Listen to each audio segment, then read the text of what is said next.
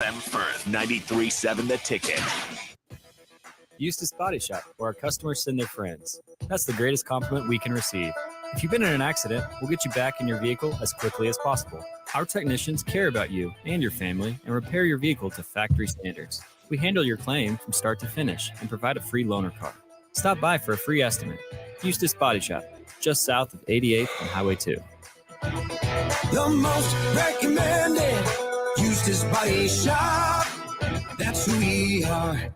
You're listening to coverage of the NCAA tournament live from Buffalo Wings and Rings at 68th and O on 93.7 The Ticket and theticketfm.com. This is On the Block with Strick Bock. Nebraska Basketball Hall of Famer and 9-year NBA vet, Eric Strickland. Strickland for three! And you're going to go out of here as the Big 8 tournament champion. 93.7 The Ticket veteran and Bill Callahan fan club president, Jake Bockoven. I love Billy. Coming at you live from the Koppel Chevrolet GMC studios in the heart of Lincoln, America. On air and online at theticketfm.com. Sponsored by the Mercado by Certified Piedmontese. This is On the Block with Strick and Bock. Hold up.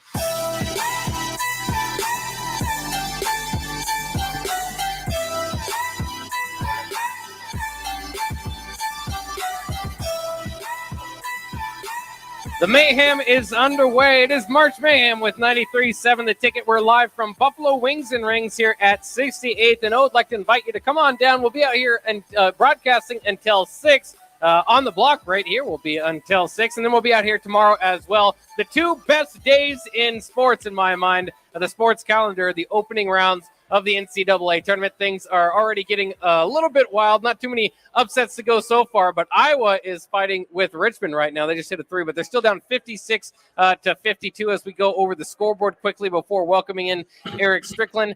23 to 23 tie for Gonzaga in Georgia State about 7 minutes to go in the first half there. Marquette down to North Carolina 21 to 10 with about 10 minutes to go in the first half there. Finals from early in the day. Baylor gets a win 85-49 over Norfolk State. Tennessee beats Longwood 88 to 56. Providence with a 66-57 win over Charlie Easley in South Dakota State. Memphis wins 64-53 over Boise State. And Michigan beats Colorado State 75 to 63. And at this time, we'll welcome in the Husker Hall of Famer, longtime NBA vet, Eric Strickland. Stricks, how's your brackets doing so far? It's about to get busted if Iowa doesn't step up and do something, because I got them rolling a little bit. I find it just it's odd to me that they're just like shuffling around and just, they're like standing flat-footed. Their jumpers are all short. They don't seem to have no energy. They don't seem to have no fight. They're going to huddles, just kind of walking in, half clapping. It's like they don't even want to be there, and it's kind of odd to me right now. But whereas Richmond looks like they're intense, their bench is hyped, the crowd is getting into it. They're running, they're scrapping, and they just look like they want it a little bit more right now. And it just looked like Iowa just doesn't have any fight right now in them that gives me assurance that they're going to be able to pull this game out. Do you think there's anything to, I guess, the theory that maybe a team would have expended all their energy in the Big Ten tournament to, as the 5 seed in that tournament to get all the way to where they ended up being the winner? Do you think there's anything to that, or is enough time passed that they should have been able to rejuvenate and get things going by now? I mean, see, I can say that's similar to what happened with us. I mean, we had such a crazy run over our tournament. We were spent. I think we really spent so much emotion and so much energy, and it looks like they don't look like they have any legs. They don't have any fire. They don't have any passion. I mean, literally on their screens, they just look like they're just half running. There's no push. It's kind of weird to me, but they're going to bust my bracket wide open if they take this L. I thought they were one of the hottest teams coming in, and maybe they're smelling themselves a little bit, or they blew their load out. Yeah, they might have. I mean, they do seem a little bit behind today, and that's an interesting one. Also, like I mentioned, it'll take a while before you get on upset alert here, but Georgia State's hanging with Gonzaga, about 15 minutes through that game, so that's going to be interesting. That certainly would break just about everybody's bracket. I think Gonzaga is the favorite as far as everybody's brackets go. The majority of brackets, I should say, have Gonzaga as the winner, so an early exit would certainly be interesting there. But Georgia State actually has a player limping off the court right now, so that probably won't help as they try to punch up and knock Gonzaga off. Again, a lot more time in that game, but we'll update you on the games as it goes on. It looked like you're celebrating a different holiday than everybody else. I guess I don't have any green on either, but you're all red. Have you enjoyed your St. Patrick's Day so far? Did you get a brewski in yet? I haven't got one in me yet, but I do plan to. It's been a pretty eventful day. I had a lot of things I had to manage and take care of today, but so I'm gonna be definitely looking for a nice cold one. I really don't have much green. I do have something probably green up there. Maybe I'll go make a like the guy that used to do the I don't know if they still do that, where they had this halftime show that they came out and they do this thing called quick change. Yeah. So maybe I'll do a quick change and real quick in front of you. But I'm looking forward to just having a real chill night and a nice chill brew and get out there and see what's going on in the city. Did they have, I guess they might not know this from back in your playing days because you didn't get to watch too much of it, but it seemed like Nebraska's upgraded their halftime entertainment over the years. Back in the day, it used to be like every other game was two kids trying to put on oversized jerseys and oversized shoes and get down to run down the court. Every time, yeah. Which was entertaining enough, I suppose, but yeah, it's good. I mean, they've got these nice little shows now. I mean, I've seen some pretty intriguing shows. I think one of the most intriguing ones I saw was when at halftime they literally turned the court into a BMX jump, off ramps, where they were doing tricks off ramps and stuff like that. I thought that was pretty cool. Then I've seen the Asian crews come in where they're riding on multiple the unicycles and they're twisting plates and different things like that. I thought that was pretty cool, and they had the whole family doing that. I've seen stuff like that, but yeah, it'd be nice sometimes. I'm gonna be honest, most of the time at halftime I'm shooting out trying to get a burger or something, but I miss it most of the time. But yeah, I've seen some good ones. Well, Red Panda is certainly a favorite for a lot of people around here and a lot of people around the nation. She's a favorite for halftime entertainment. I'm sure she'll be invited back next year. She's probably got, I don't know, maybe a 15-year streak going, but everybody likes to see her. Have you noticed today it's kind of got a little bit of attention so far is how orange the basketballs are in these games. It seems like it's been a while since they've went this orange. It's kind of a weird thing to notice, I suppose, but it's kind of making its rounds on Twitter. Did that jump out to you as you've watched these games? It did. I was watching the free throw. I was like, whoa, that ball looks really orange and it looks really slick. So, yeah, it did pop out me a little bit. Because it reminds you of those, like, $5 Walmart balls. Right. Yeah, it does. Apparently, they are the Wilson Evolution NXTs, which aren't on shelves out there right now, which also doesn't make sense to me that you would be playing with a ball that you can't profit on. But I guess this is their coming out party, so we'll see if it works. And from what I was reading too, this was like the official ball of the NCAA all year long, but each school gets to choose, kind of along with their brand, who, the ball that they don't have to play with the NCAA ball. So most schools that are either Nike or Adidas or whatever will use a Nike or Adidas ball, but when it gets to the tournament, they use these bright Wilson basketballs, and it's probably that might change things up a little bit. Did you ever playing in a game complain about a ball, whether too much or too less air or just the feel of it, or were most of the balls pretty good? Because I was talking about earlier too, I saw Tim Miles, what he has to deal with at San Jose State. I watched one of their games and they were using it looked like a 3-year-old ball all scuffed up and stuff. And I was thinking, I know that no programs have all the money, but I'm sure Tim Miles could afford, a $50 ball to help out. Yeah, I personally don't like I don't even like the new NBA balls. I guess I really got used to the Spalding balls. They were you could really get a good grip on it when you got a little sweat on your hands or whatever. It just kind of really settled in your hand real nice. To me, it seems like those balls are a little bit more slick, but I wasn't a guy that had the tremendously big hands, the Michael Jordan hands and stuff where I could just twirl the ball anywhere. So I like to be able to feel it in my hands a little bit. But, hey, you adjust to it all. I mean, I guess I could say the same thing for the international balls. The international balls are kind of weird to me a little bit too, because their tread markings are in different places. So it's kind of weird.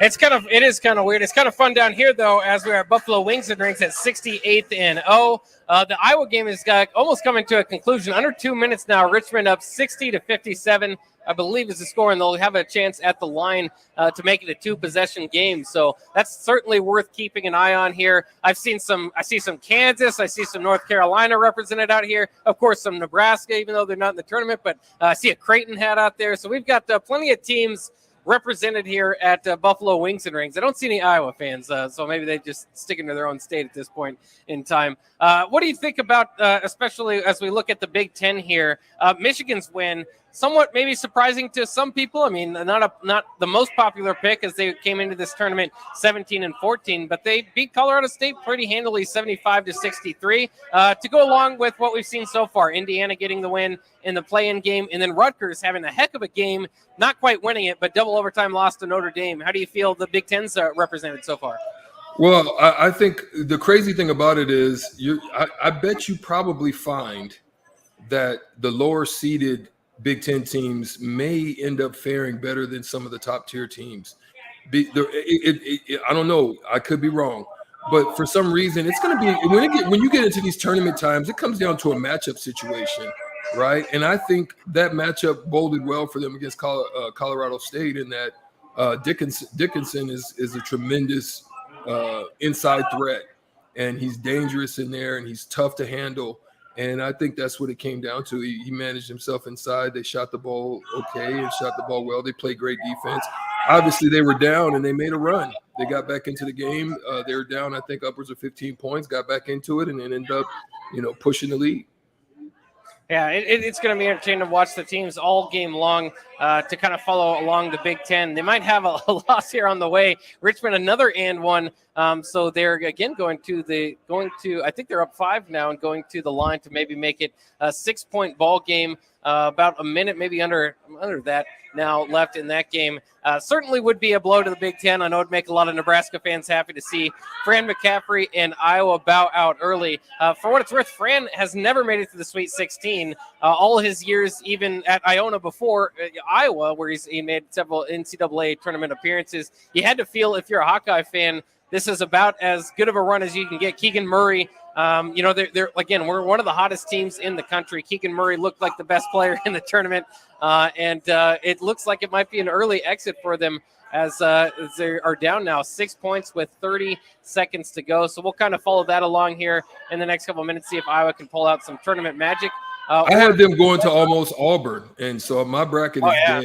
It's dead. My bracket will be dead too if they lose. I had them in the Elite 8 because I thought they were the best chance in the Big Ten to make a bit of a run. Who else do you have in the Big Ten that you think could make a run? I thought Illinois might have a chance. I have them in the Elite 8. I guess further than that, I have Wisconsin in the Sweet 16 and Purdue in the Sweet 16, but that's as far as I've got those guys rolling. I got Purdue going to it. Believe it or not, I got them going to it. Look, I'm rolling with them. I got them upsetting Duke in the Final Four and playing Arizona, but not winning it. But I got them going there. Hey, well, I could make the adjustment if that happens, because I'm sure not a lot of people are picking Purdue to go. Yeah. Did you jump into any tournament pools with your friends or anything? Yeah, I did. I had 2, but I couldn't do 2 of them. That was just a little too much. But I did jump into one, and I didn't use all the picks, but I threw a couple in there. I got Duke, Arizona, Auburn, and Purdue in my Final Four. So it's again, Iowa let me down. I need to call Andre Woolridge and let him know something about it, because hey man, I tried to go with your boys and look what your boys did to me. Yeah, it's not looking good. It's not over yet for Iowa, but they are down 4 now with 27 seconds to go, so it's not looking good for them. Actually, the captain, Rashawn Jackson, asked me a little bit earlier to ask you about Andre Woolridge in the tournament. so maybe this will bring back memories because he wasn't very specific. But in the state tournament, did you have some battles with Woldridge there, or was we kind of not really ended up meeting up in the high school state tournament? Yeah, we actually did. We played them in the tournament, I think my junior year when we went to the finals, and we ended up winning that game. It was a good shootout, but yeah, we ended up, and I won that matchup in the state tournament. But that was the only time we ever faced each other in state. I think our best time when I was in school was my freshman year, but unfortunately I was suspended for the first game, so we ended up losing by like 1 point to Lincoln East, which I know if I would have played, we would have definitely beat them. We had the best chance. It was me, Fred Ward, Greg Kuntz, and we had a bunch of guys that were pretty phenomenal on the team. So yeah. Yeah, that's very cool. At least you had some good memories in the state tournament. I don't want to bring up bad memories, but can you remind people kind of just what through your mind playing an NCAA tournament game? I know you didn't win those games, but what was kind of the preparation and the, I guess, the expectations for your guys when you went to the NCAA tournament? Is it different than any other experience as far as playing basketball? I mean, I think the intensity definitely is. You don't have much game prep. You just have a little bit of film. You get some of their most present film, but you don't get a lot of time to prep. And so trying to figure out matchups and trying to figure out what's going and what's flowing. Sometimes the intensity can get away from you. Sometimes the emotion can overwhelm you. You can end up shooting your first one pretty strong sometimes if you have so much adrenaline running. So yeah, trying to just get into a rhythm, slow down, just relax your nerves and calm yourself down. It takes some time. And so like that's why I think a lot of upsets happen is because the pressure is usually on the higher seeded teams. There's so much pressure on them that the other teams don't have nothing to lose. They come in, they play free, and they end up shooting. So when the game gets tight like this one, a lot of jumpers end up coming up short because those are pressure jumpers as opposed to them. They're shooting free and clear. So yeah. Yeah.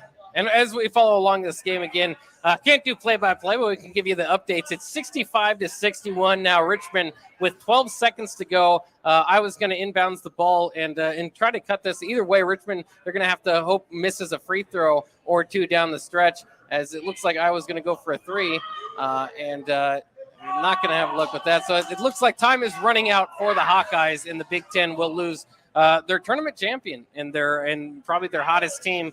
So hopefully that's not going to be something of a constant today, as it was last year. Very much a struggle for the Big Ten as they, kind of battled through that tournament, couldn't get things going. Hopefully we see, like you said, maybe a Purdue make a run. Wisconsin still has that opportunity. That Illinois, there's plenty of talent there. Would you argue the Big Ten as the best conference this year? They had 9 teams in the tournament, but there's not a whole lot of faith that they're too top heavy. Would you say that's still the best conference this year? Or do you think you have to go with the top heavy portion like I like to do in football? When people tell me the SEC is not the best conference in football because the depth's not as deep as other conferences, I just tell me who's winning the titles. Tell me who's sending guys off to the pros. The Big Ten had 3 of the 5 All-Americans, but again, not off to a good start here with the representation, and don't have anybody higher than a 3 seed representing this tournament. Yeah, and I think that's kind of the case. What happens is there's a lot of parity in the Big Ten. So from top to bottom, they're pretty strong. But when you get into these type of games, some of those top tier other conference teams, they're going to give them a run. And I hate that Iowa just didn't play with the same intensity that they just played with these last minute and 30 seconds. If they would have played with that intensity throughout the game, this maybe would have been a different outcome. And they had a nice little alley-oop on the inbounds pass. Still going to need a prayer here. They're going to need Richmond to miss a free throw. They're down 65-63. So Richmond has the ball. Maybe they can get a turnover. Maybe, we saw that. It's March Madness, baby. It's March Madness. Anything can happen. Anything can happen. So we'll let you know what did happen on the other end of this break. We got to take a break, but we are live out here at Buffalo Wings and Rings, 68th&0. We want to invite you guys down here. It's a blast. We're giving out prizes today. You don't need to buy anything, but there are green beers available and plenty of great food, obviously, out here at Buffalo Wings and Ring. No purchase necessary, though. Anyone who stops by we'll get a raffle ticket, and then we will be handing out the prizes throughout the remainder of the day and also tomorrow. So we're having a blast out here. The games are getting pretty serious. We'll let you know what happens with that game on the other end of this. We'll be back here on the block on 93.7 The Ticket. You're listening to coverage of the NCAA tournament live from Buffalo Wings and Rings at 68th and O on 93.7 The Ticket and theticketfm.com. Need to send a message? Send it with cake. Congratulations. Here's a congratulations chocolate rum cake from Beatrice Bakery. Thank you. Say thank you with an amaretto cake.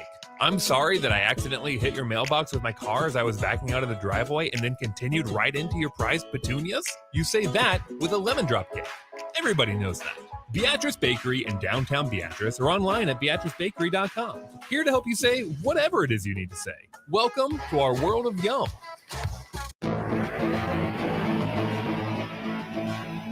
93.7 The Ticket is proud to provide listeners with daily opportunities to win contests and prizes on our airwaves, and would like to take this opportunity to remind you of a couple rules. All participants must be 21 or older and wait 30 days after winning a prize before participating in another contest. Once you win, you have 30 days to pick up your prize at the KNTK Studios, 330 North 48th Street in Lincoln, or your prize will be forfeited. Thank you for participating in our contest, and thank you for listening to 93.7 The Ticket. 93.7 The Ticket. Fox KFXL weather. Sponsored by Security First Bank. A relationship you can count on. Cloudy, cooler, windy conditions here for our St. Patrick's Day. We'll top out near 49 with a north-northeast wind gusting 20 to 25. Towards this evening, a chance of light rain moving into the region. And overnight, that rain could mix over with a little bit of snow, a low of around 33. Gradually clearing tomorrow with a high of 53. I'm meteorologist Tim Wright for 93.7 The Ticket and theticketfm.com. Our Remington Homes has really expanded and taken off in the last 5 years. Bob Benish of Aspen Builders, talking about their exciting new division, Remington Homes, which makes the home building process easier and more affordable. The exciting thing about a Remington home is you get to choose your floor plan from predetermined floor plans. You can select your options. We give you a lot of choices. By selecting certain floor plans, they're just easier to build. And you couple that with our great lot selection in all different areas. People do not want to be married to their house payment. They want to get a nice house with nice finishes in a great area for an affordable price. And that's what Remington Homes are all about. Home building is easier with a Remington home from Aspen Builders at 423-6811. Online at remingtonlincoln.com. remingtonlincoln.com. Prescription opioids can be addictive and dangerous. Opioid pain medication took everything that I had. Nothing mattered more than getting my fix. Knowing that it could have been prevented makes it worse. It just takes one. Prescription opioids. It only takes a little to lose a lot.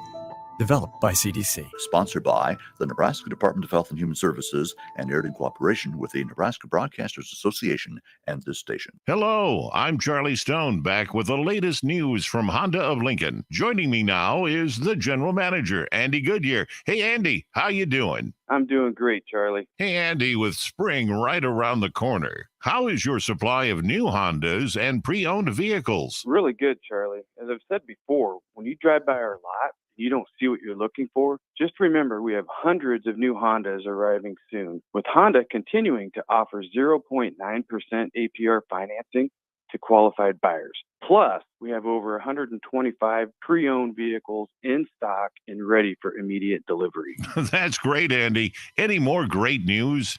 There is, Charlie. Honda just announced financing from 0.99% APR on certified pre-owned Hondas for qualified buyers. So come experience the Honda of Lincoln way of doing business. 27th and Yankee Hill Road or online at hondaoflincoln.com. Did you know that the U.S. has added over 1,100 new breweries in the last 18 months? Learn more by shopping at Myers Cork and Bottle, 13th and South, and by tuning into Thirsty Thursdays with Kevin Myers, because sports are better with a drink in your hand and a friend at your side. Do you know the common signs of transmission trouble? Your engine revs before falling into gear, shifting is rough, or you're leaking reddish-brown fluid. Knowing the signs could mean repair instead of replace. That's where we come in. We're certified transmission. The job done right at the right price. This is Dan Friedman. Between 2010 and 2019, distracted driving caused more than 40,000 car crashes in Nebraska, resulting in over 14,000 severe injuries and deaths. Please keep your eyes on the road.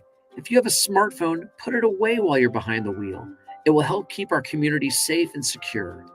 This message is brought to you by Friedman Law Offices, helping injured people. It's what we do. It's all we do.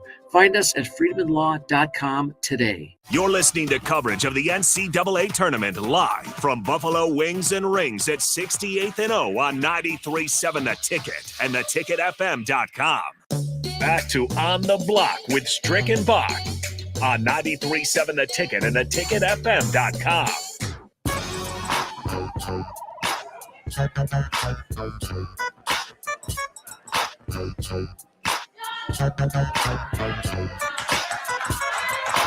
And the buzzer has sounded, and we officially have a big upset here in March Mayhem as Jacob Gilliard went to the Kansas City zone. In fact, Jacob Gilliard went to the free throw line, hit two stone-cold free throws to take away the win here and secure the win, I should say, for Richmond now. 67-63, the victory over Iowa. The Big Ten's tournament champion is now out of the big dance. For what it's worth, Jacob Gilliard, too, is 24 points. Those last two on those free throws, the most scored today by anybody. Keegan Murray, an All-American for Iowa, finished with 21 points and 9 rebounds, as he is probably off to the NBA to be a lottery pick. But very interesting stuff there. We're going to jump into some Nebraska basketball news here in a second, as well as Matt Abdelmasih was I shouldn't say let go, because they agreed to part ways with Nebraska today. So we'll jump into that next.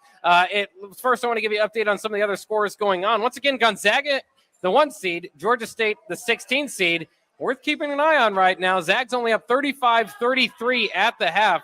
So very interesting stuff going on there. Not as interesting for North Carolina Marquette, which was a game I had trouble picking. I ultimately went with North Carolina, and that looks like the right decision as of right now. 3 minutes to go in the first half there. Tar Heels up on the Golden Eagles 42-21, doubling them up at this point. Again, the finals from earlier. That's a twomp. A 20 twin. Yeah. Well, now they're up 43-21, so it's even worse. Richmond did beat Iowa 67-63 for the big upset of the tournament so far. 12 seed beating a 5. It happens every year. Every year. Baylor beats Norfolk State 85-49. Tennessee all over Longwood 88-56. Providence with a 66-57 win over South Dakota State, a popular upset pick that didn't come to fruition.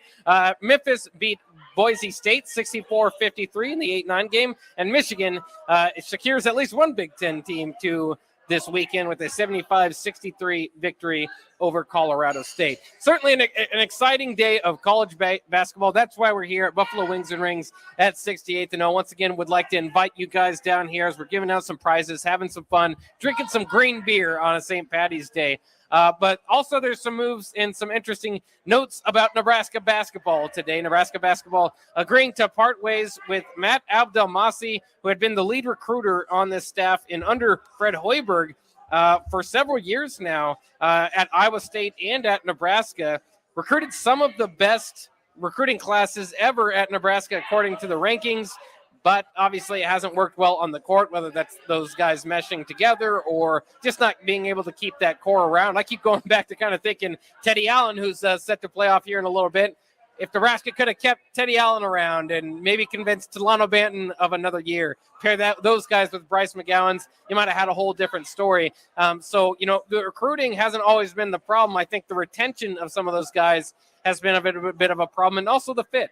But in any case, they did get a few wins there at the end. Wasn't enough to save the job of Matt Abdelmasih. Again, with his recruiting, I wouldn't feel too bad for him. I think he'll be somewhat of a hot commodity out there as far as somebody else looking for a lead recruiter or recruiting position on their staff, an assistant position, I should say, on their staff. But for Nebraska, it's the end of an era there, and the end of an era for Fred Hoiberg, as again, he had all his Iowa State success with Matt Abdelmasih by his side. So what are your initial thoughts here, Strick, as I think a lot of people expected this move or some more moves to come? What are your initial thoughts on Abdelmasih and Nebraska parting ways today? Obviously, this was a business decision, but at the end of the day, it's also a personal side to this move, right? It's got to be one of the hardest things for Fred Hoiberg to do, because when he came on, when Abdelmassih came on, one of the things he stated was, it's hard for me to call him coach because he's my friend. I mean, their families are really close. Their families are tight. They've been together since, Abdelmassih was an intern with the Timberwolves also in 2008. They've spent a lot of time together. And so it's tough when you've had those type of relationships and then you have to break that bond, and then it becomes a business decision. It's like, a best friend, losing another friend due to a business deal that went awry. You know what I mean? So it's a tough thing. So we'll have to see who will be able to step up and fill voids. We don't know if it's even the coaching juggle is completed. It could be still on the move. There still could be some things going on there. But as of right now, he's the first of potentially even more to go. We'll see sooner or later if this is going to look like a Scott Frost, a Scott Frost situation where it's just going to be a total upheaval of the whole coaching staff. We don't know. So we'll see how it goes. Right now, there's still some guys still there, and we'll see what's the next move for Fred Hoiberg and the crew.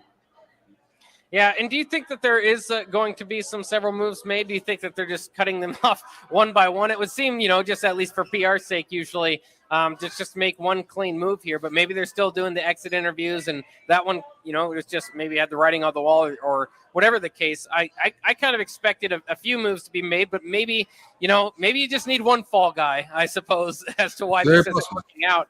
And he is the lead recruiter. I mean, he is the guy a lot of people have pointed to. He's kind of the lead assistant. So if it's not going to be Hoiberg, it almost had to be Abdelmassih. But, maybe there are a few more guys to come. Do you think that that's probably the case, or do you think there could just be one fall guy in this case? To be honest, I think there's got to be more.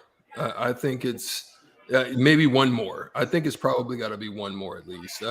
I think you've got to be able to just change the whole dynamic of what internally it looked like.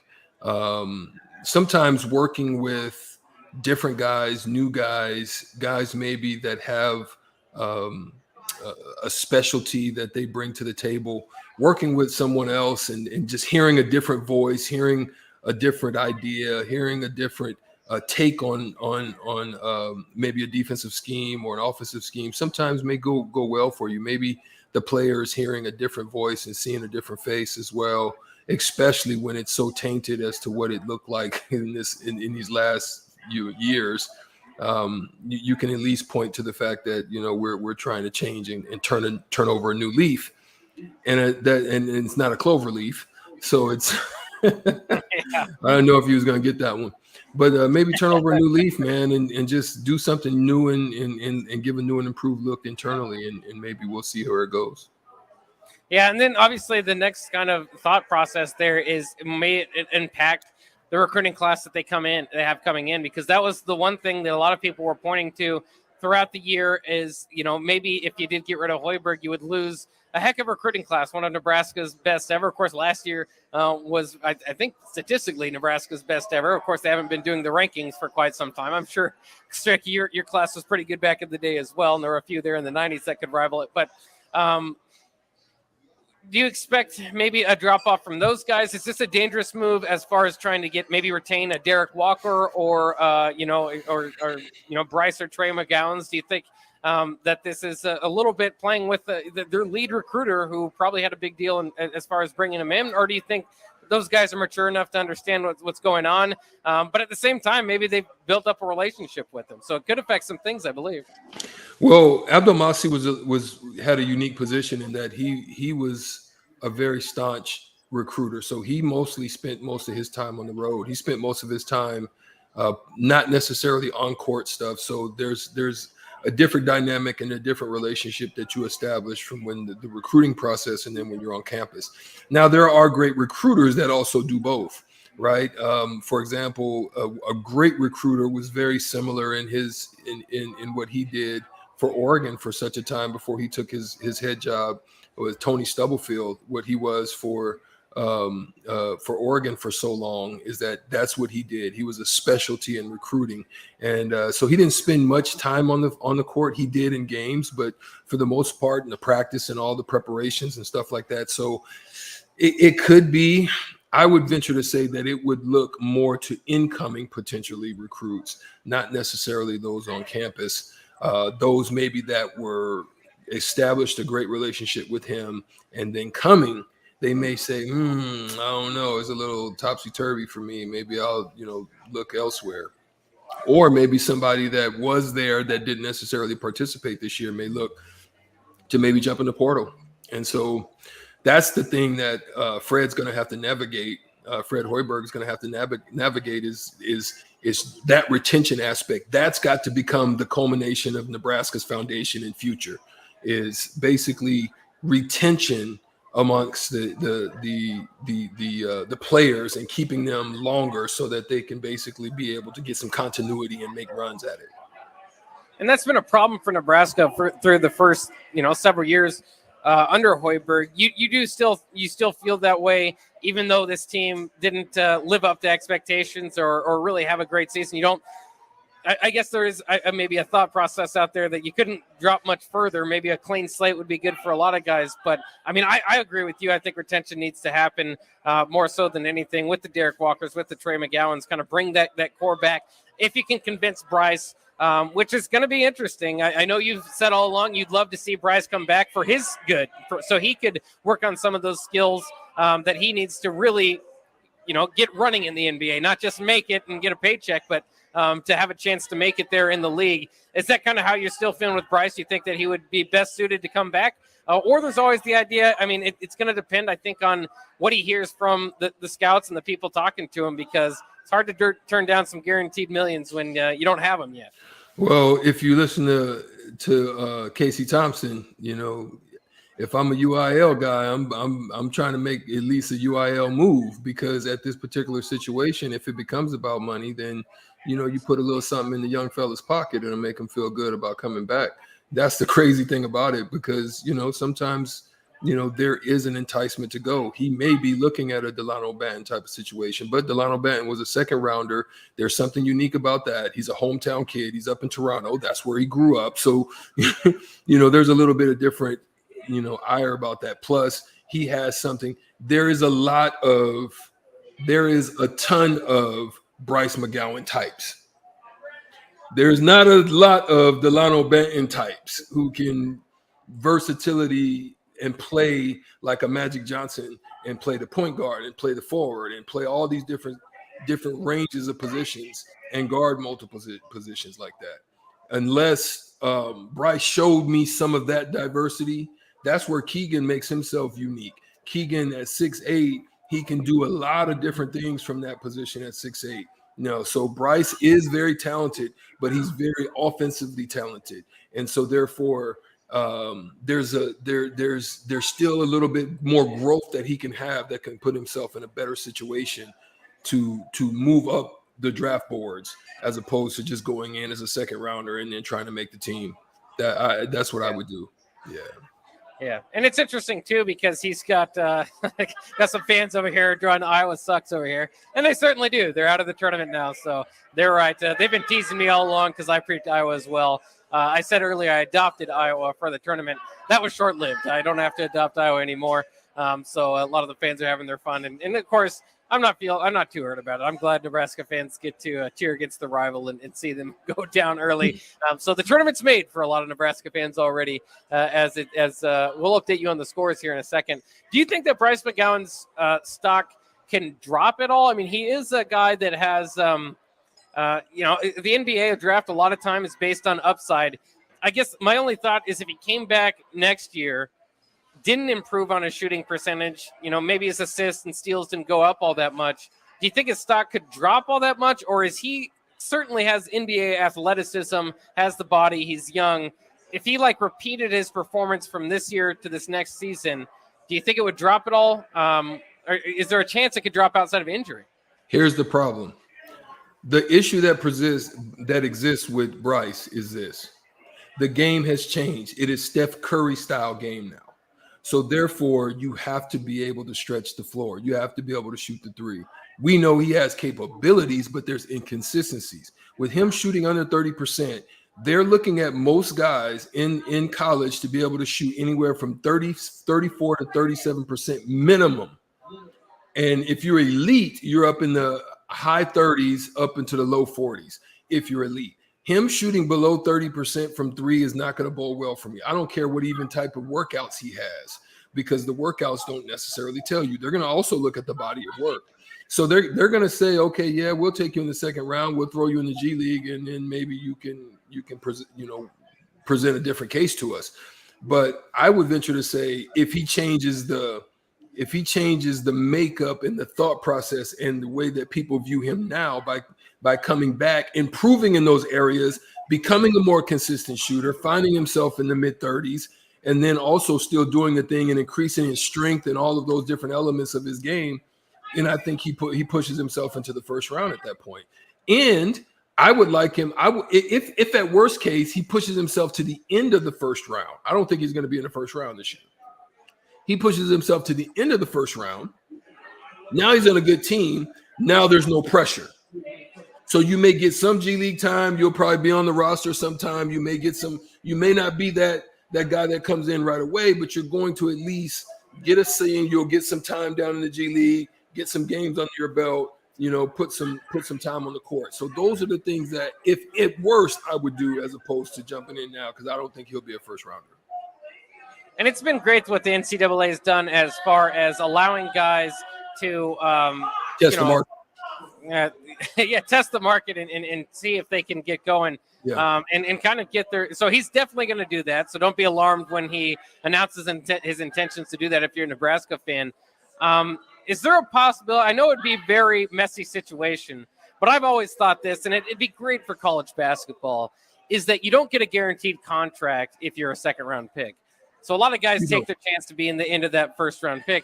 And you lose for college basketball. You lose a lot of sophomores, a lot of freshmen, a lot of juniors that way, even because they want to take their chance at making money one way or the other. Now with NIL in the deal, would there be a possibility to even have yourself draft eligible up until the second round, and then the second round, just send out a list of the guys, or maybe have it predetermined, the guys that would say, I'm staying in this draft first or second round regardless, or guys saying, I'm going to be either a first-round pick or I'm coming back to school. That seems to make too much sense as far as caring for the players. I know it'd make a mess for the NBA teams drafting in the second round, but how much – the second round's throwing darts anyways a lot of the time. So actually, outside of the lottery, Bock, actually, we us at CBRO, at Cerebro Sports, we did those numbers. We've looked at that. And what we found in our analytics is that outside of the lottery, everything from that point on is still a crapshoot. That's to include the first round, because they're basically taking a chance on a Mo Bamba, or they're taking a chance on a Thon Maker, or some guy that's an anomaly type of player that has potentially tremendous upside, and then they're just taking a shot at him to see if he's going to pan out. And that's the problem with that part of it. It is a crapshoot from there on throughout the draft. So and then you gotta also look at, there's international players. So there's a lot of international players that you haven't seen or you haven't heard of, but the NBA teams are aware of them. But you as an American, you're only looking at potentially just who's in college, possibly who you've competed against, who you've matched up against. You're really just looking at that. You're not looking at the whole scope. I don't know if the CBA has changed that they allow agents to continue to have. For you to sign with an agent and then be able to still retain your amateur status. I don't know if that's still the case. I knew it wasn't the case for a long time. I don't know if the CBA has changed that, but I know that you could put your name in the draft. If you didn't retain an agent, then you can also come back and retract yourself if it didn't look like it was going to pan out for you.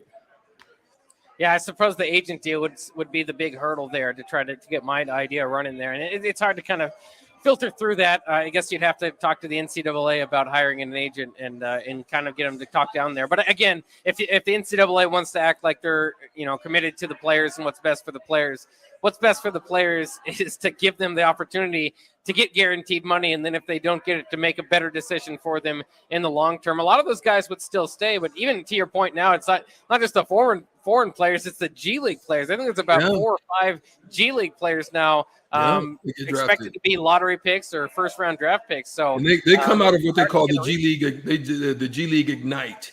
A lot of those players that come out of the Ignite, yeah. Mm-hmm. What is the difference between the G League Ignite and the G League? Well, they actually compete against G League, teams. Okay. So it's like a G League team. And so they basically they practice together, they play together, they travel together. It's like a form of a college, so to speak. You have to be invited. They pay you an actual salary to be there. Sometimes I think the most that anybody I think has made is maybe upwards of 500,000. Maybe. I don't think nobody's popped $1 million.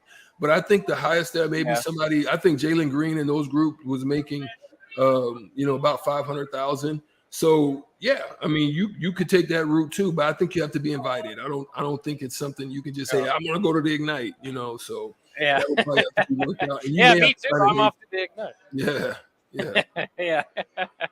Yeah, you're gonna have to be invited there. That makes sense. We are going to skip today's shootout with Strick. It's a little bit hard because we're on remote, but we will give caller number 3 right now $15 to Buffalo Wings and Rings. Give us a call, 402-464-5685. We'll be back right on the other side. We are at Buffalo Wings and Rings at 68th and 0. We invite you to come out and join us. We'll be live here at 6. We'll be live here out tomorrow from 11 to 6. Plenty of good stuff. Green beer today for St. Patrick's Day. We're giving away prizes at the top of every hour from 12 to 5. So still a few minutes to get in here and get some raffle tickets if you want to win that 5 o'clock prize. We'll be right back here out at Buffalo Wings and Rings at 68th and 0 on the block. Give us a call right now, 402-464-5685. Caller number 3 wins $15 to Buffalo Wings and Rings. We'll be back. You're listening to coverage of the NCAA tournament live from Buffalo Wings and Rings at 68th and 0 on 93.7 The Ticket and theticketfm.com. Spring is on its way. Are you prepared to keep the grass greener on your side? Blades Lawn and Landscape is awaiting your call if you're looking to change services for your home owners association or anything else for residential or commercial jobs. Transform your yard into a private oasis with the professional services offered by Blades Lawn and Landscape. Call them today at 402-730-6320 or go to bladeslcc.com to schedule a free estimate on commercial or residential lawn services. Blades Lawn and Landscape. Did you know that the U.S. has added over 1,100 new breweries in the last 18 months? Learn more by shopping at Myers Cork and Bottle, 13th and South, and by tuning into Thirsty Thursdays with Kevin Myers, because sports are better with a drink in your hand and a friend at your side. You hear that? That's the sound of extremely tender and delicious beef from certified Piedmontese. Prime grade tenderness with a fraction of the fat and calories of normal beef. It's Nebraska-raised product and the official beef of Nebraska Athletics. Change the way you buy beef today at the Mercado by Certified Piedmontese, just north of 84th and Havelock, or at cpmercado.com. The middle of March is here, and you know what that means. It's time to get to Buffalo Wings and Rings at 68th and 0 for our yearly party for the first 2 days of the NCAA tournament. Join us this Thursday and Friday for beer, food, basketball, great prizes, and sports talk. We'll be on location both days from 11 a.m. to 6 p.m., and the first 64 people to stop by on Thursday get a draw for a ping pong ball with a team and the tourney on it that can lead to great prizes if that team makes the Final Four. It's March Mayhem with 93.7 The Ticket this Thursday and Friday at Buffalo Wings and Rings, 68th and 0. You can search online for hours to find the best electricians in Lincoln and the surrounding area, but I'll save you time. iElectric has been serving their customers for 30 years for both residential and commercial properties. They're experts in everything electrical, from remodeling to new additions, hot tub installations, electric vehicle chargers or EV chargers, lighting, ceiling fans, and more. iElectric takes jobs from Beatrice to Omaha and all towns, big or small, in between. Call them today at 402-466-6606 or learn more at highelectric.com. The Cash Blast promotion from the Nebraska Lottery is back. Until April 12th, when you buy a 2x2 ticket and enter the voucher number online, you could win a $5,000 or $500 cash prize. And if your winning voucher is from a 7-day draw 2x2 ticket, your cash prize is doubled. There will be 7 weekly drawings and 14 total winners in the Cash Blast promotion. Cash Blast from the Nebraska Lottery. You can win $5,000 or $500. Promotion ends April 12, 2022. 2x2 top prize odds, 1 in 105,000. Herrick Services takes this time to wish everyone a happy and healthy St. Patrick's Day celebration. We are thankful for the ability to celebrate this year with friends and family as we move past the rough times from the pandemic. This important message comes to you from Bart, Mike, and the folks at Herrick Services, your vending specialists here in Lincoln. Their quality service and expertise has earned them a fine reputation. That's Herrick Services, on the air because they care. Brown Shoe Fit is gearing up for spring with new inventory on the way. They're stocking up on new spring sandals and athletic shoes daily in brands like Brooks, Hoka, Keen, Merrill, On, and many, many more. Browns has the local professionals to get the proper fit, aided by their high-tech foot scanner by Atrax. Spring is the season to be active and busy. Don't let your feet lose their support with old rundown shoes or sandals. Stop by Brown's Shoe Fit today, just south of 66th and Q in Lincoln. This is your High School Minute. With your Southeast Community College High School Minute, I'm Harrison Arns. State basketball has concluded, and here are your winners for girls and boys. For the girls, in Class A, number 2 Fremont won over number 5 Lincoln Southwest. In Class B, number 1 Elkhorn North won over number 2 Scott Catholic. In Class C1, number 1 Lincoln Lutheran just fell short against number 2 Northman Central, 31-35. For the boys, Miller North is your Class A champions after a win over number 2 Bellevue West, 67-57.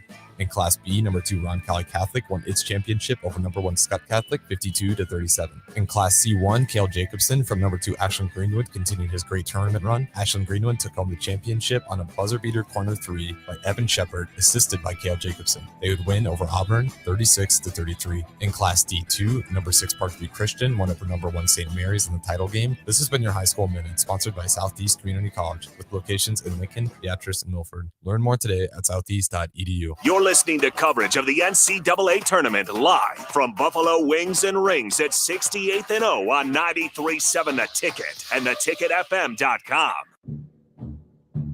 It's time to play Shootout with Strick. Call now, 464-5685, to take your shot against Eric Strickland. Shootout with Strick, brought to you by Buffalo Wings and Rings. Time to play the game.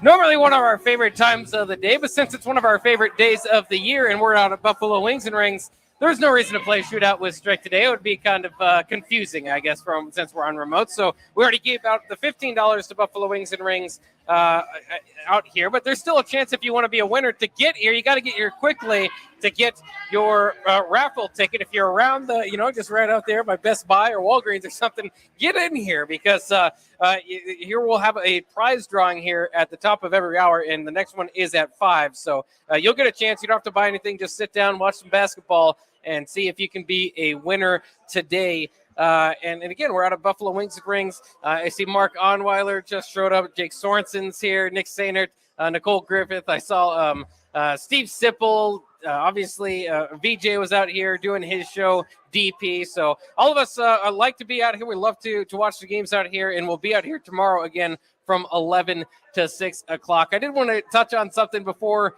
we hit the top of the hour, though. It's a big day for the 2017 Husker football team. And the reason I say that is Mike Riley is once again reconnected with his former defensive coordinator, Robert Diaco. When he was around here at Nebraska, it used to be Bob Diaco. He's had some tough times in the coaching community over the last couple of years, so I guess he's doing a brand name change. He is now Robert Diaco, and he is the defensive line coach for Mike Riley's New Jersey Generals out there in the USFL. Kind of cool. I know that wasn't the greatest combination here for Nebraska. That team ended up going 4-8. Bob Diaco kind of rubbed some people the wrong way after getting everybody excited in the offseason. But should we adopt the New Jersey Generals as our USFL team since we have the 2017 Huskers well represented within the coaching staff there? Is there a New Jersey Generals team yet? Do we even know if USFL has worked out their deal? Has Fox paid out some cashola? Do we know what's going on? Is there going to be some spring football? And I'm not talking about Nebraska spring football. I'm talking about USFL. Is there some money on the table? I don't even know if there's a New Jersey Generals team because they took the name of the old team, and so they've got to pay for the rights of the old team. So is it really going to be popping? I don't know. Yeah, yet. is it going to be the New Jersey Generals, or is it going to be the New Jersey Generals? Maybe they turn it into a Spanish. No, not Generals. Make the G Spanish Generals. Oh yeah, I like that. Yeah, but I think they might have to change the spelling a little bit. Put one of those tildes or something over the top. Maybe you can change the team name. So there. turn the stars into a crown. I don't know. You go. Shoot, I don't know. Easy fix. They're going to pay somebody a lot of money for these type of thought process if they do have to change it. So maybe we can call them up and tell them of our ideas. Get Stricky in. Yeah, get Stricky in. Hook me up. How about this for this New Jersey Generals, if that is indeed will be their name? No special teams coordinator hired. Uh-oh. Oh, trouble. Special teams was a problem under Mike Riley here at Nebraska. It's been a problem for Scott Frost here at Nebraska. They finally went and have a designated special teams coordinator, but Mike Riley did not learn from his mistakes, it appears. Of course, he did have, maybe surprising not to see Bruce Reed back in his old position with Mike Riley there if he's hiring his friends, but that could be an alert for the New Jersey Generals. Their special teams might not be very good. Also, an interesting hire there, too. His former player, James Rogers Jr., is going to be the wide receivers coach. So it's kind of cool. He's reached back and grabbed some of these different guys that have played for him or that he's coached with over the years. I'll always cheer for Mike Riley. Well, I did see a Chris Dishman. It was spelled a little bit different than the Chris Dishman we know at Nebraska. Offensive lineman, offensive guard back in the 1990s, mid-90s when I was in school. I was trying to figure out, is that the same Chris Dishman? Yeah, I looked into it. It turns out that's not the Chris Dishman. Yeah, is it the cornerback? It's the cornerback Chris Dishman that played in the NFL? Coach, yeah. Okay, yeah. Yeah, he was an all-pro cornerback with the Houston Oilers back in the day. Yeah. That's what I thought it was. I said it was one of, but I peeked up. I said, did he reach back and get some Nebraska ties? Is he really trying to dig in? Yeah. So, they got the colors. They got some red in them. So I thought maybe. I'll always respect Mike Riley for after he was fired. He stuck around and watched Nebraska basketball live. That was kind of strange. Everybody thought that was kind of weird. But, I mean, he's just that nice of a guy. So I'll always cheer for him. I just don't want him coaching my team anymore. So I don't have to worry. I just won't get too attached to New Jersey, I suppose. Yeah, no doubt. So that's the plan. Again, we're live out here at this is March Mayhem. We're live out at Buffalo Wings and Rings, 68-0. We're going to do a drawing here in a second. Right before we get back to, we're going to have to take a break, but I did want to update you on some scores. Again, this Gonzaga-Georgia State game could be coming down to the end. Remember, there's only been one 16 seed to ever beat a 1 seed as Virginia went down a couple years ago. Gonzaga, the most, at least according to ESPN, most brackets around the nation have Gonzaga as the champion. So talk about perhaps a bracket buster. 52-52, Georgia State competing right there with Gonzaga. It's been a while. Georgia State made a run a few years ago of their own right in the NCAA tournament. I can't remember what was the kid's name. They had the coach and the kid's the junior out there that was kind of leading him. I have to remember the Celtics ended up drafting him. I don't think it ended up working, but I can't quite remember the name. But they've made a run before. The only other score in the tournament not going so well. I'll do some research and figure that out. North Carolina up 59-30. It is not looking any easier for Marquette. So I guess regardless of where, regardless of what's going on, that ain't no more a twomp. That's a twomp. It's just not getting any better for them as they just opened up the second half. I suppose they are winning the second half 8-6. So maybe some adjustments made there, but it's going to be quite a comeback there if they're going to make it. Other winners today include Baylor, Tennessee, Providence, Richmond over Iowa, Memphis, and Michigan over Colorado State. We'll take a quick break. When we come back, we'll dive a bit into this NCAA tournament a little bit more. Also, a little bit more into the Baker Mayfield situation. A lot of drama out there in Cleveland. Want to get Strick's thoughts on that. We'll do that next here on the Block. We're live from Buffalo Wings and Rings at 68-0 on 93.7 The Ticket. You're listening to coverage of the NCAA tournament live from Buffalo Wings and Rings at 68-0 on 93.7 The Ticket and theticketfm.com. I know that a lot of times, Mom, it might not seem like I'm listening to you, but I am. I hear you. And what you say really does matter to me. I mean, let's be honest. No kid likes rules, but I get why we have them. I hear you, and I know it's because you care. For more information about talking with your kids about underage use of alcohol and other drugs, visit underagedrinking.samhsa.gov. Sponsored by DHHS and aired in cooperation with the Nebraska Broadcasters Association and this station. Our Remington Homes has really expanded and taken off in the last 5 years. Bob Benish of Aspen Builders, talking about their exciting new division, Remington Homes, which makes the home building process easier and more affordable. The exciting thing about a Remington home is you get to choose your floor plan from predetermined floor plans. You can select your options. We give you a lot of choices. By selecting certain floor plans, they're just easier to build. And you couple that with our great lot selection in all different areas. People do not want to be married to their house payment. They want to get a nice house with nice finishes in a great area for an affordable price. And that's what Remington Homes are all about. Home building is easier with a Remington home from Aspen Builders at 423-6811. Online at remingtonlincoln.com. remingtonlincoln.com. Lincoln's best place to meet, eat, and compete. Sun Valley Lanes and Games is now offering spring sand volleyball leagues. Sand volleyball leagues are 9 weeks long beginning April 3rd. Registration's available online at sunvalleylanes.com. Use the promo code 93.7 to save 5%. That's sunvalleylanes.com, promo code 93.7. Volleyball not your thing? They also offer fun cornhole and bowling leagues. Visit sunvalleylanes.com for complete details. Lincoln's best place to meet, eat, and compete. Sun Valley. Winter is upon us. Is your home prepared? If your furnace isn't keeping up or you've thought about replacing it, John Henry's has a new year, new unit special. When you purchase a select heating and cooling system from John Henry's, we will give you the furnace for free. There are also equipment and LES rebates up to an additional $850. This offer expires February 28th, so don't miss out. Find out more at jhlincoln.com or give John Henry's a call or text today. 435-5555. Herrick Services takes this time to wish everyone a happy and healthy St. Patrick's Day celebration. We are thankful for the ability to celebrate this year with friends and family as we move past the rough times from the pandemic. This important message comes to you from Bart, Mike, and the folks at Herrick Services, your vending specialists here in Lincoln. Their quality service and expertise has earned them a fine reputation. That's Herrick Services, on the air because they care. The captain, Vershawn Jackson. My hardest job is to know how to win and how to lose and be able to handle adversity.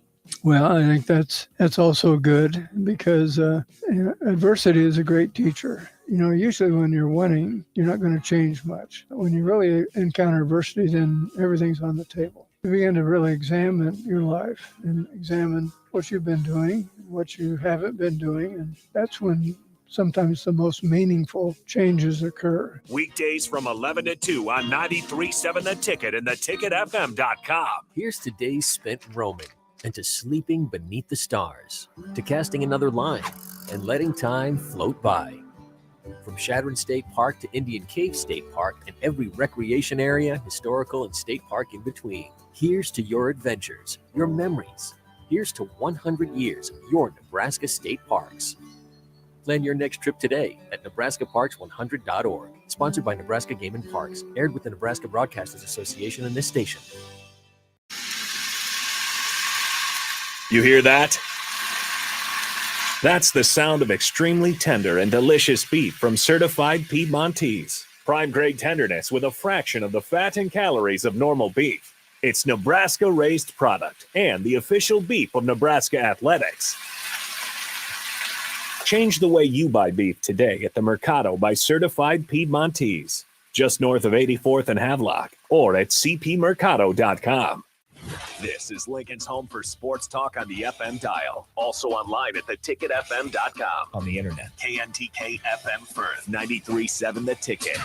You're listening to coverage of the NCAA tournament live from Buffalo Wings and Rings at 68th and O on 93.7 The Ticket and theticketfm.com. This is On the Block with Strick Bock. Nebraska Basketball Hall of Famer and 9-year NBA vet, Eric Strickland. Strickland for three. And you're going to go out of here at the Big 8 tournament champion. 93.7 The Ticket veteran and Ortega connoisseur, Jake Bakoven. I like Ortega, and I like pepper. Coming at you live from the Coppel Chevrolet GMC studios in the heart of Lincoln, America.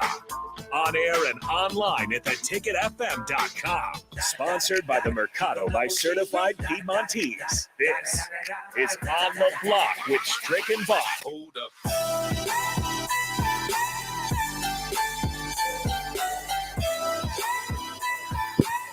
Things are awfully interesting out here at March Mayhem, live from Buffalo Wings and Rings at 68th and O. We're out here until 6 today, out here 11 to 6 tomorrow for our favorite days of the year, the best year and our best few days in the sports calendar. Green beers today for St. Patrick's Day, also giving away prizes at the top of every hour. Great food, beer, prizes, and sports talk. Buffalo Wings and Rings, 68th and O. Very interesting stuff. Gonzaga, the 1 seed, coming in on 11 minutes and 20 seconds to play, up 59 to 57 on Georgia State. So a lot of people are holding their breath. I know that a lot of people have Gonzaga going a long ways, including myself.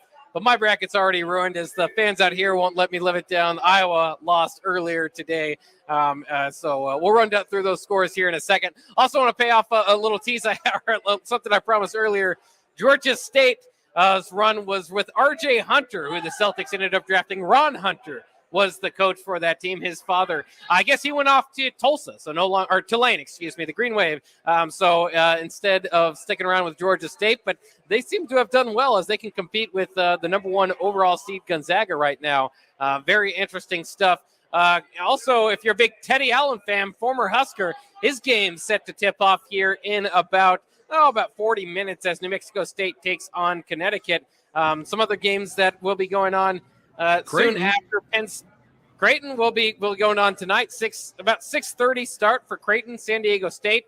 Indiana, a Big Ten team, will tip off at 6:20 against St. Mary's. Kentucky gets their game going at 6:10. So some of those are the kind of the next wave of games going on. Other than that, Gonzaga 62-58 lead over Georgia State. The only other game going on right now is North Carolina just waxing the floor with Marquette, 70-42 at this point for Marquette. So Shaka Smart is still having trouble. Man was his run with VCU all those years ago special, but he's had trouble since then to get things going, obviously at Texas and now at Marquette.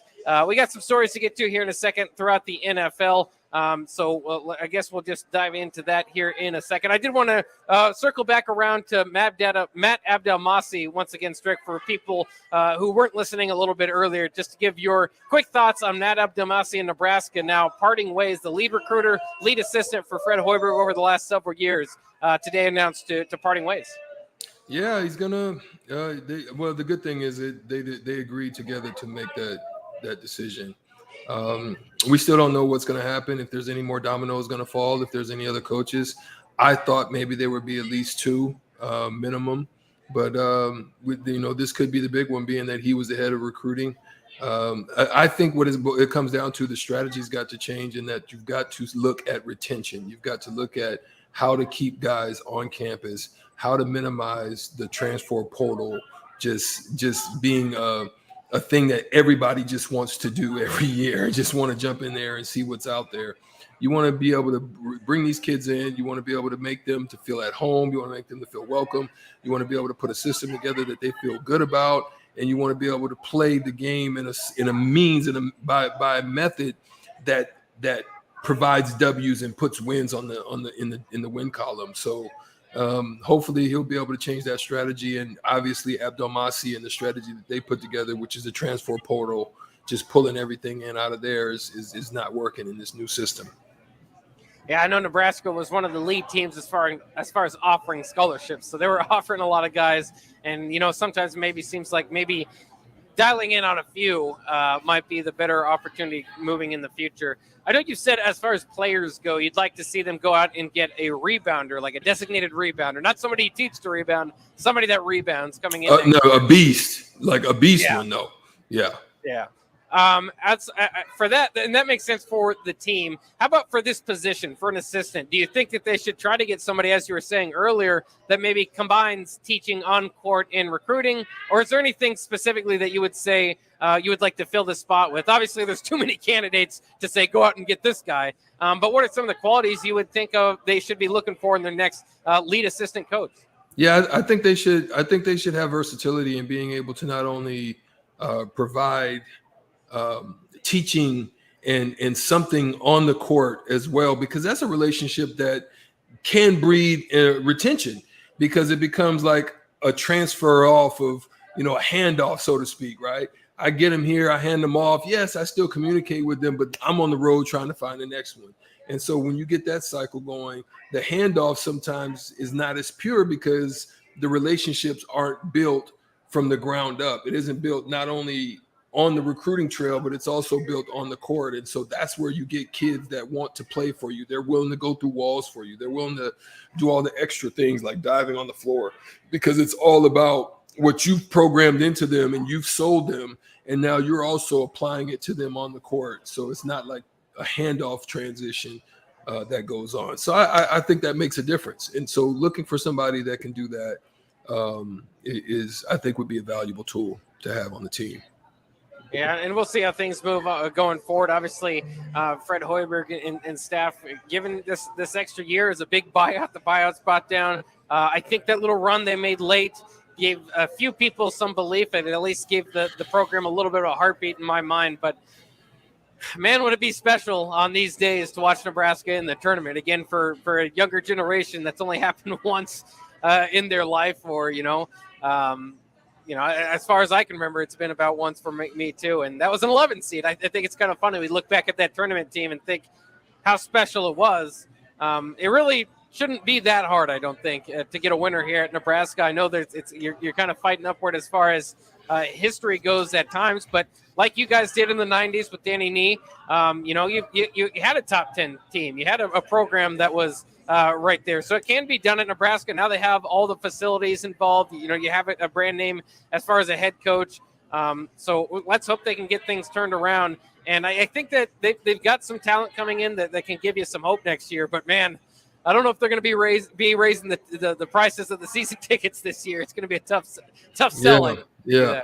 I still think they need to. I still think in some form or fashion they need to incorporate somebody that's coaching or has a desire to coach or willing to coach, maybe to be player development or some form to be on the court.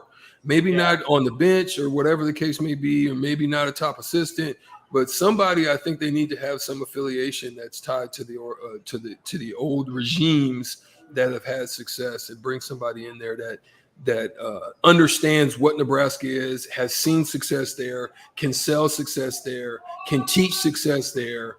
And I think they still need to do something like that as well. I think that would bode well for them as well. And hopefully Casey Thompson talking a little bit of NIL opportunities as well might perk some ears up across the nation on that Bussing with the Boys. Or, it's not something I don't think they can necessarily pitch all the time because it's not directly related to them. But at the same time, I'd be finding ways to go ahead and slide some papers over that say, here's some NIL deals guys that have been here before have gotten. Here's the opportunities that Nebraska is a front runner in those sort of opportunities. And that should help a little bit in recruiting moving forward. I was going to ask you this too. It might be a little bit fake it till you make it type of thing, but when I look at Cameron Indoor Stadium and I see all the banners and the retired jerseys, and you do the same thing at Fog Island Fieldhouse, all these great college basketball venues. Do you think Nebraska should, even though they don't have the most decorated history, do you think they should include a few more banners of maybe first team all conference type of guys, or give a little more back to the guys that have built it to this point, just to make it look a little bit more like a basketball school, because right now my friend just kind of pointed out to me, there's just not a whole lot of banners. Of course, you have the 3-4 retired jerseys maybe now at this point, I believe. And I think Tyronn Lue was the last one, I think. Yeah. Which in my mind took way too long to get that done. It seemed like they did that after he won the championship as a coach. I thought his playing days probably deserved that to begin with. And I don't know about retiring everybody's jersey left and right, but I just think it could help out a little bit to kind of pay homage to those guys. Like maybe, a Vincent Hamilton, a Big 12 player of the year. I know his team didn't have the most success, but what more do you want out of a guy? Yeah, I mean, I think that should be something to be looked at, or even put the information. I don't know how they do it there, so I can't speak on it. But maybe put some of the Hall of Famers on a certain wall out there, similar to like what they do in different football stadiums or whatever. They could put them around so that people have some semblance as to there's been guys here that have done well, and I think they probably have it in a cabinet somewhere in the stadium. I don't know, but I can't remember. And maybe that's a downturn to turning to a Pinnacle Bank Arena, a shared venue with, that has concerts and all that stuff. And I know Bob Devaney had that too, but that was very a cool part for Bob Devaney, I thought, remembering on those days, is they did have the trophies up in the Wall of Fame and the history that you could walk through. And there's just not a spot like that really too much at Pinnacle Bank Arena. And again, maybe it's because there's concerts and all these other things, and Nebraska's just kind of one of the pieces to the puzzles there. But I think that could be something very cool, at least, and maybe that's a small thing, but at least for Nebraska basketball fans, I really appreciated that at Bob Devaney. Absolutely. I thought Bob Devaney was one of the best to do it. It's good to be able to play in his arena. And it was also good to meet him. I was grateful before he passed that I was able to meet him, because he truly was a legend in Nebraska, and so it was always good to anything that he had associated with the university was phenomenal to be around. And he's one of the reasons probably why I loved and watched and had an affinity for it. He's one of the reasons also with Tom Osborne and some of the others. Was Bill Byrne AD by the time you came around? Yeah.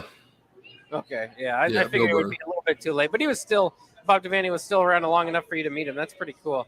Off the text line, we obviously always want you guys to text in 402-464-5685.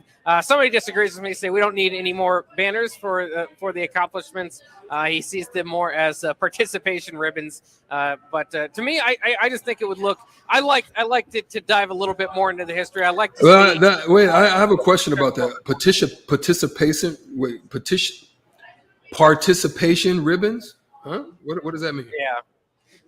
Well, I think there's a general complaint out there about everybody these days. Everybody gets a participation trophy instead of, you have to earn first, second, or third place or whatever to get your medal. Everybody gets a participation trophy to help, the younger generation feel better about themselves. I'm sure that's what he's pointing out to. Okay.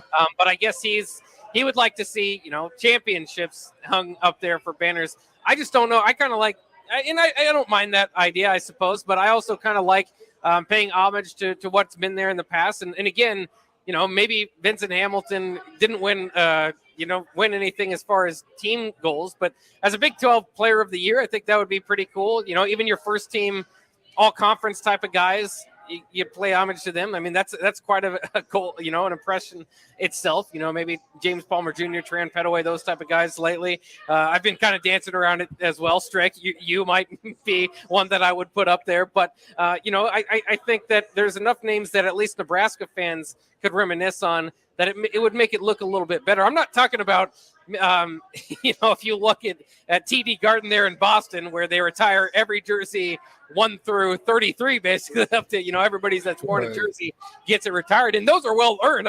That's because they have the history there of championships and guys with retired jerseys. I'm just saying maybe a few more wouldn't hurt because it just seems to be lacking a little bit there. And I guess I just don't know if there's that much of a difference from some of the guys that have had it retired than some of the guys that haven't, considering the overall, I guess from what he's saying, participation trophy type of thing. Whereas, the program hasn't maybe gotten to that level. But, we seem to be very picky about how we choose. Like I said, Teron Lue, it took forever to retire that jersey. And again, it took him to be, get some prestige in the coaching world until it seemed to be considered too heavily. So it's kind of funny. I don't even know how to answer that, but I mean, I can understand his point, so to speak, as well. I mean, I'm not. Yeah. I'm not one for participation trophies. I'm one for winning. So, I understand his point. So yeah, I just wanted to make sure I understood what he was saying. Yeah, we'll see. I don't think that that's necessarily in the cards, but just an idea of myself that I thought might be interesting to bring up here on the block.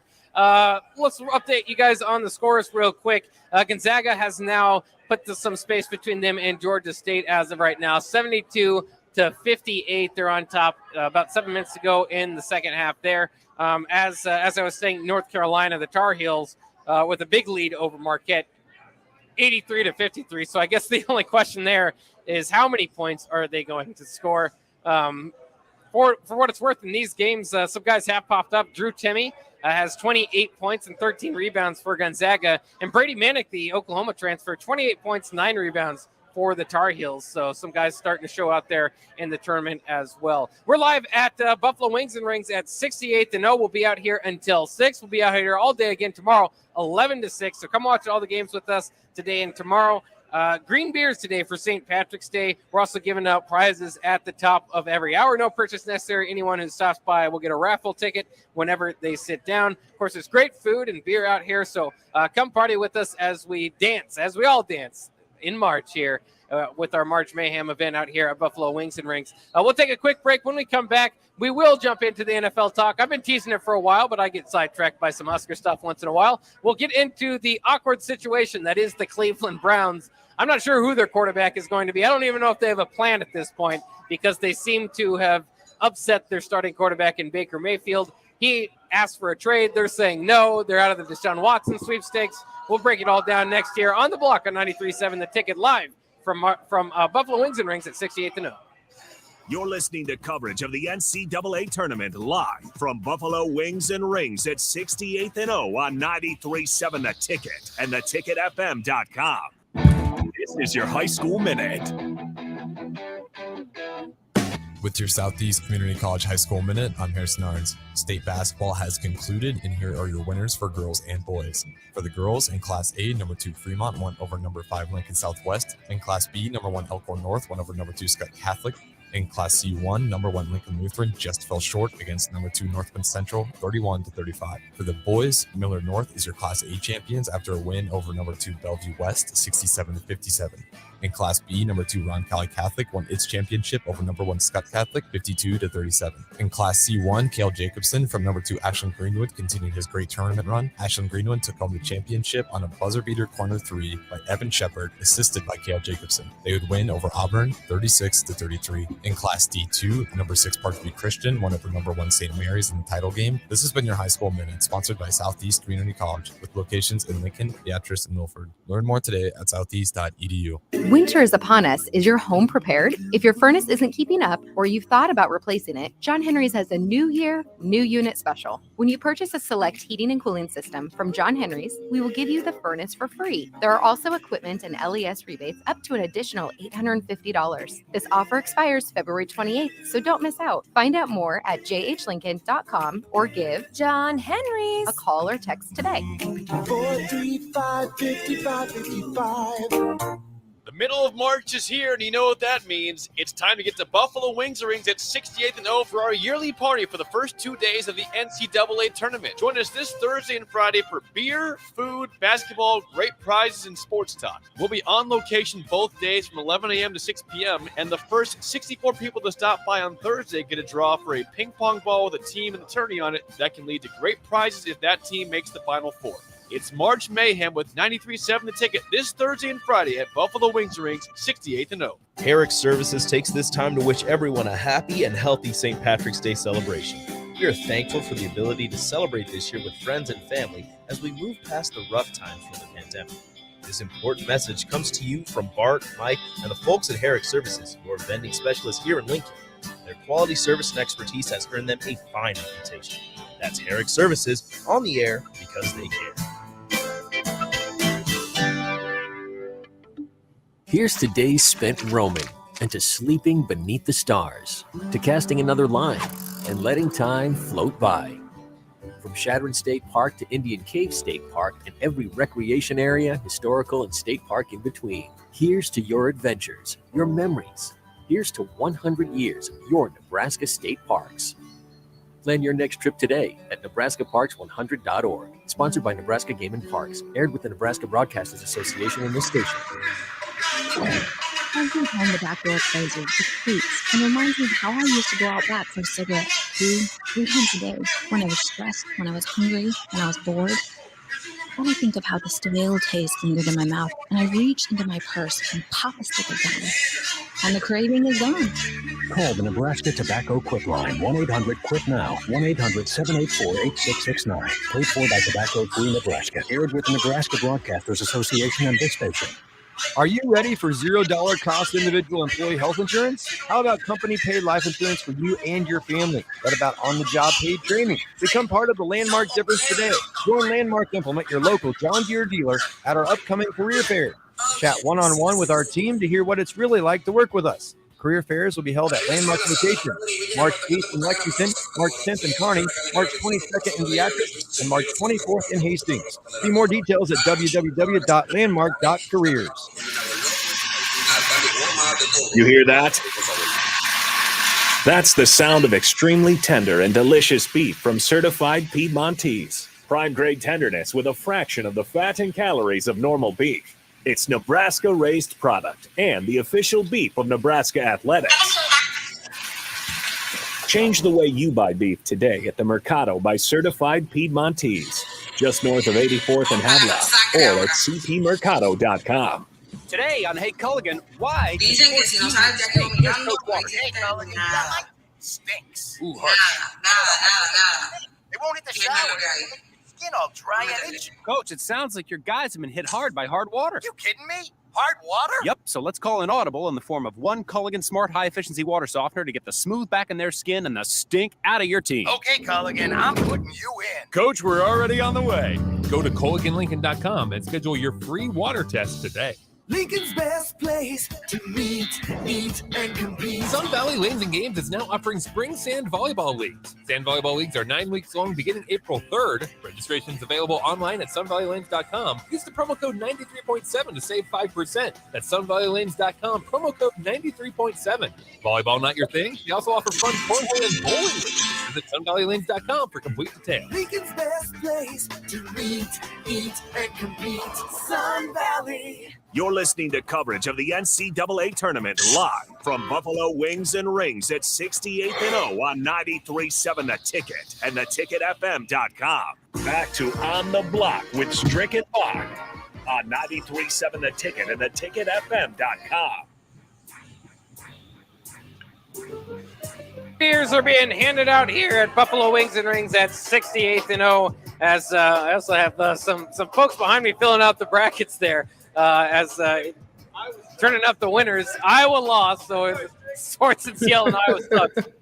So as he fills out the big bracket behind us here at Buffalo Wings and Rings. Again, an update on the games. They've become blowouts. Gonzaga with an 86-65 lead now over Georgia State just 4 minutes to go in that game. North Carolina with an 87-57 lead over Marquette. So you can just about assume that those teams are going in about 22 minutes away from Teddy Allen and New Mexico State, tipping it off against Connecticut at 6:10. Kentucky will get their game going. I don't even know who that is against St. Peter's. Indiana and St. Mary's going at it at 6:20, 6:27. The local flavor that we all don't like. Creighton is the 9 seed against San Diego State, the 8 seed there. So plenty more excitement here at Buffalo Wings and Rings and throughout the evening as we get going here in the NCAA tournament. I did want to talk a little bit of NFL here as well. Some news and notes before we get to the major story. Lyle Collins released by the Cowboys, so that was kind of interesting. Fletcher Cox released by the Eagles. Obviously, those are two pretty good names that's going to land somewhere, but some salary cap saving moves there. Allen Robinson, probably the best wide receiver on the market, goes to the Rams. Super Bowl champion. They've got a lot going in there. Apparently still going after Odell Beckham Jr. His injury in the Super Bowl might sideline him for a majority of next season, but still they're putting together quite a group around Cooper Kupp out there. I mean, it's going to be pretty good. So we'll kind of see. Allen Robinson might be the number 2 there until OBJ gets back. So more weaponry for Matt Stafford, who also has a commercial out here for the NCAA tournament. I know as people were pointing out as well. Let's jump into the quarterback situation, though, now. Two names to discuss here, and they're kind of involving one another. Let's start with Deshaun Watson before we get to Baker Mayfield, because it's starting to clear up kind of what is going on, maybe as far as the finalists for him. I believe he's going to end up in the NFC South. As we've seen reports out lately, Matt Ryan, there's a chance that he could be traded before Friday. The team would see a cap gain of $7.5 million. So if they're in on the Deshaun Watson sweepstakes, it would behoove them to get a deal done today or tomorrow. So we'll see if that happens, as they have no contract restructured for Matt Ryan at this point. The Saints, meanwhile, are restructuring plenty of contracts, including Taysom Hill, Bradley Roby, Demario Davis, and Malcolm Jenkins to clear up cap space. So to me, it looks like it's down to the Saints, down to Atlanta there. And they've made it official earlier today or they let Cleveland know that they're no longer in the sweepstakes for Deshaun Watson. Yeah, I mean, what it came down to, I think a lot of it is he had some ties, and sometimes that bodes well when you're trying to make a comeback, is to be surrounded with some ties, some connections, to have some connection, because it makes you feel good about where you are.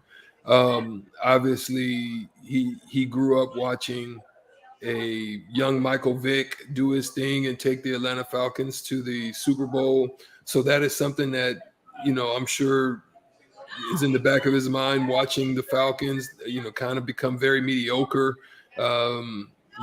ups and downs there, bad years, some moderate years, but just haven't really put nothing together. And when you're rebounding and you're trying to rebuild yourself as well, taking something on a team that you have an affinity for and moving them along, that could be well for the Falcons. And just with the Saints, they have some tools, they have some weapons, depending on what happens with Kamara, depending on what happens, how good Mike Thomas comes back. Some of those things are going to make the difference, I'm sure, with his decision. I'm sure he's asking a lot of questions, and he's getting a lot of questions asked of him. So the decision is going to be made pretty soon. But definitely that Matt Ryan situation has to be taken care of before anything could happen with Atlanta, no doubt. Yeah, well, if they're looking for a trade partner to unload Matt Ryan, it looks like Cleveland might be at the top of that list right now. Absolute disaster of a situation there going for them. That would be good for Matt Ryan, actually, being in Cleveland. I think that would be good for him. Yeah, I think that system fits him. That's what makes this whole thing a disaster. Cleveland Browns have long been known as not a very well-run organization. Obviously, haven't been able to win too much since their return to the NFL. And and sometimes you can just kind of see it play out in front of your eyes. But the big disaster of all of this is kind of what you're saying, is that would be good for Matt Ryan. That'd be good for any quarterback going to Cleveland, despite the fact that they're not very well-run franchise, is that they've got one of the better rosters as far as offensively in the league right now. Top 5 offensive line out there. David Njoku, they just added wide receiver as far as losing. They lost a few pieces at wide receiver, but brought in Amari Cooper. Still have Nick Chubb Nick Chubb at running back, as well as Kareem Hunt. So, I mean, they've got a lot of weapons there. So any quarterback would be happy to land there. But the one quarterback that's not happy to be there right now is Baker Mayfield. Cleveland, I don't know how. I mean, I believe if they wanted to, they could have kept their interest in Deshaun Watson under wraps. They weren't able to do so. It obviously got to Baker Mayfield. He let it be known on his social media to thank Cleveland, because at that point, I think it's because he was ready to move on, and he made that clear today when they were officially out of the Deshaun Watson sweepstakes, and he announced he would like to be traded. They've hurt his feelings or what have you, and he's ready to move on. And Cleveland has reportedly come back and said, no, we're not going to trade you. So they either have a no starting quarterback or a very unhappy starting quarterback that doesn't want to play there, who fought. He fought after week 6, getting that injury, didn't play well down the stretch, don't get me wrong, but he was playing injured. He waited to have shoulder surgery. And so it's maybe one of those cases where he gave it all for the organization and they're not giving that love back. So he thinks it's too far gone at this point. Yeah, sometimes that can happen. I mean, I could run through so many scenarios where butt hurt kind of comes into play. I've even had it. I think I've even had butt hurt. When I got traded from Dallas. I think you get that, but at the end of the day, ultimately, you've got to realize that you are the CEO or brand, whatever your name is. Your brand, Amari Cooper, your brand, Taysom Hill, your brand, Eric Strickland, your whatever, you're the brand. You are the corporation, and at the end of the day, when you're doing business with another corporation, sometimes those business relationships just don't connect anymore, and it's time to move on. And then you can't get really hurt by it because it's just part of the business. It's part of the deal. But I do understand because football has a unique way of creating just scenarios and situations where people can be extremely upset because at the time you're giving your body, you're giving everything. You're laying it all on the line every Sunday, every Monday, every Thursday, sometimes on Friday. And when you're laying it all on the line, and then all of a sudden somebody says your contract's no longer good, or we don't like you anymore, and we're trying to bring somebody in to replace you. You know what I mean? So but it's about leverage too, right? So he used this. For me, if I'm Baker Mayfield, I use that situation as leverage for me now. Leverage for the aspect of I'm going to play this game at the highest level that I'm going to play it. I'm going to create a scenario where I'm either untradeable or everybody and their mama wants me, and I'm going to play the best football of my life because now you've got no choice but to come to me, Baker Mayfield. That's kind of the way that I would be looking at it if I was in those type of scenarios. But some of these guys, they just can't play for them. They can't do it. I think you got to look at it as an opportunity. Have you ever been in one of those situations? Because I know it happened to Dante DiVincenzo this past year, where the Bucks tried to trade him. Then the trade fell through, but he knew, like it was reported for a while that he was on the way. I'm sure he was alerted. It was on the other end that it didn't work out.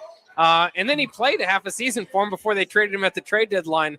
I don't know how he felt about it, but it had to be one of those things. And you've mentioned it before, where your name kind of gets thrown out there as a trade block, and maybe you make it through and you don't get traded, but you knew that the whispers were true, that the GM was shopping you around. Does that spoil at least the relationship as far as, I'm gonna, I'm fully committed, I want to sign back with this team? Can you use that as a chip on your shoulder, or does it start to kind of affect team morale even if you have one of those guys around? I think it can go either way. I think usually it does go one or the other. There's no in between. You know what I mean? I don't think there's an in between those types of situations. I think it's one way or the other. Either you just don't want to be there, and it shows, i.e., the beard, James Harden, where he got to a point where he just did, and he looks fat. He looks uninterested. He's playing. He's throwing the ball all over the place. He's just like, don't have that. But then there's other guys that can use that as energy, use that as, just think about it, right? At one point in time, they talked about Kobe Bryant, possibly being moved, right? And did it happen? No, because he used it motivationally, and then he used it as leverage for himself to make it that he's not the one that's tradable, that everybody else is. So I think it goes one way or the other. Yeah, and it's crazy because you do think about those names, too, that stuck around forever. And then all those years later, you get the reports. I know there was reports of shopping Paul Pierce around, which I know eventually got traded, but earlier in his career. And Kobe was the same way, where you hear about the reports that could have absolutely – Tim Duncan is one that people thought could have got teamed up with Orlando. All those things are very, very interesting to kind of think about how would it have changed, and how you think about those guys that were just with that one brand that whole time. Even the untouchables that turn out to be top 10 players – where at least, seem to have been shopped around at one point in time from the organization. So the loyalty is always a little bit questionable, even if they end up hanging a banner of your jersey up in their arena. There's probably at one time a talk on the phone with another GM about your availability. So, I guess that's just the way it goes. It happens. How about this for loyalty? Pete Davidson has already branded the name of Kim on at his chest, I believe. Of course, he is just taken over. He's still spatting with Kanye West left and right on social media. It sounds like an awful idea. Branding, I mean, you can kind of get into that as opposed to tattoos. It sounds a bit scary to me. But for what it's worth, at least he is a guy that is tatted to the brim. So it's not like a guy that has 1 or 2 tattoos with the girl's name on it. That's a little bit scary. If you have like 98 tattoos, what's 1 or 2 or 3 different girls' names? Freaking, he has Hillary Clinton's tattoo of him on. He does. I was like, okay. Like, oh, now you hooking up with Hillary too? Oh, okay. Okay, Bill, watch out, Bill. Yeah, look out. Get out of here, bro. Oh, man. It's crazy. And I'd also say that's normally a bad idea. But if it's Kim Kardashian, everybody, I mean, your future girlfriends will know about it if this doesn't work out, right? And it's kind of, a little bit of a piece of history. So I think this idea, I can say that Pete Davidson didn't make the biggest mistake branding Kim on him. If it's just a random girl, I don't think he can do it. But Kim Kardashian, she's worth so much money. Listen, if we had an opportunity right now, what is that movie where everybody, I think it might have been The Naked Gun, where something happened and everybody in the room goes, psh, psh, psh. That's right. I think so. That's what I would put up right now. The Naked Gun, Yeah. that picture of everybody smacking their head. I think that's ludicrous. It's crazy. Yeah, it's quite like nothing surprises anymore between Kanye and Pete Davidson and their social or Instagram, social media beef. It's kind of fun. Kanye was at the Golden State game last night, and we'll talk about that as well as a few other NBA topics coming up next year as we finish out with hitting the hardwood. We are live at Buffalo Wings and Rings at 68th and O. We'll be out here until 6, of course, the end of On the Block. We'll be out here once again from 11 to 6 tomorrow. It's a blast. Always one of my favorite days of the year, not just because of the basketball, but the environment up Buffalo Wings and Rings, especially today. The green beers I see everywhere around St. Patty's Day. Just an absolute blast of a day. We'll finish that up coming up next year with Hitting the Hardwood on the Block, live from Buffalo Wings and Rings at 68th and O here on 93.7 The Ticket. You're listening to coverage of the NCAA tournament live from Buffalo Wings and Rings at 68th and O on 93.7 The Ticket and theticketfm.com. An Empire Fence is an investment in your home. This year, use your tax return to make that investment. Get a free instant quote with the online estimating tool at empire-fence.com. See an upfront estimate with no hidden fees. An Empire Fence can provide privacy and security while improving the appearance of your home. Visit empire-fence.com to view the stylish and maintenance-free possibilities for your home. With your tax return on the way, schedule your project now. Your home is your empire. Protect it with Empire Fence. Early break with Sip and Jake. And I've told you that Dan Billy Waldrop story where back when you could talk to the players one-on-one, we were just BSing after a practice, and I just said, "Hey, so where are you living?" He goes, "Well, I live over on right off Holdridge Street." I go, "You like it over there?" He goes, "Oh yeah, I'm walking distance from the Dairy Queen." Early break with Sip and Jake from 6 to 8 every weekday morning on 93.7 The Ticket. You hear that? That's the sound of extremely tender and delicious beef from certified Piedmontese. Prime grade tenderness with a fraction of the fat and calories of normal beef. It's Nebraska-raised product and the official beef of Nebraska Athletics.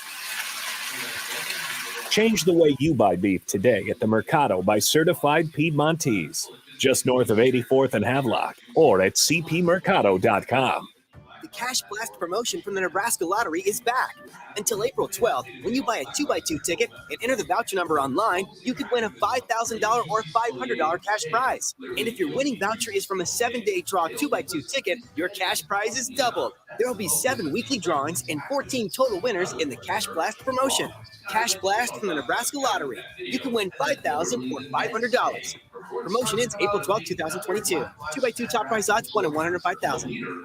Lincoln's best place to meet, eat, and compete. Sun Valley Lanes and Games is now offering Spring Sand Volleyball Leagues. Sand Volleyball Leagues are 9 weeks long, beginning April 3rd. Registrations available online at sunvalleylanes.com. Use promo code 93.7 to save 5%. That's sunvalleylanes.com, promo code 93.7. Volleyball not your thing? They also offer fun cornhole and bowling league. Visit sunvalleylanes.com for complete details. Lincoln's best place to eat and compete. Sun Valley. Fruitcakes are just for Christmas, right? Gosh, I feel sorry for you. I mean, what if we had that with bacon? Bacon, only for breakfast. We'd never have bacon cheeseburgers. We'd never be able to save a salad by adding bacon bits. We'd never have a dinner. That's breakfast for dinner.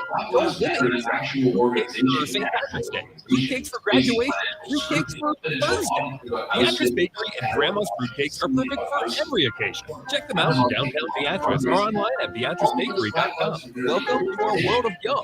Middle of March here, and you know what that means. It's time to get to Buffalo Wings Rings at 68th and O for our yearly party for the first 2 days of the NCAA tournament. Join us this Thursday and Friday for beer, food, basketball, great prizes, and sports talk. We'll be on location both days from 11 a.m. to 6 p.m. And the first 64 people to stop by on Thursday get a draw for a ping pong ball with a team and turkey on it that can lead to great prizes if that team makes the final.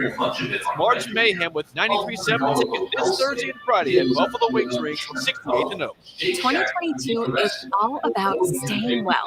And guess what? There are lots of easy ways to take care of your mental and physical health every day, like eating right and exercising, vitamins, drinking water, scheduling those annual doctor's visits, or just resting.